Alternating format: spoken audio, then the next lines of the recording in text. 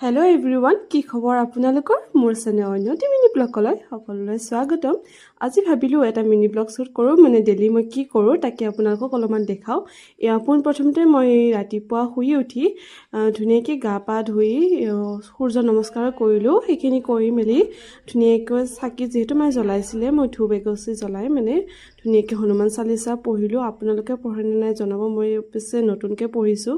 আৰু তৃপ্তিৰে এসাঁজ খাই মেলি ধুনীয়াকৈ অলপ এছাইনমেণ্ট কৰিবলৈ লৈছোঁ, যিহেতু মাই exam is knocking at the door, so' I have to study and do all my assignment. ওলাই মেলি বজাৰত যাবলৈ ওলাইছোঁ। ইফালে আকাশৰ পৰিৱেশটো ইমান ধুনীয়া, আকাশখন মজা লাগিছে পুৰা। ইফালে আম এয়া মায়ে পাচলি কিবা কিবি ল'লে আৰু তেনেকৈ লাগতিয়াল বস্তুবোৰ বজাৰৰ পৰা ল'লে, যিহেতু এছাইনমেণ্ট কৰি আহিলোঁ। ইফালে যি গৰম, বাপৰে ৰ'ব পৰা নাই, কুঁহিয়াৰৰ ৰস খাই দিলোঁ আৰু এতিয়াহে শান্তি লাগিছে।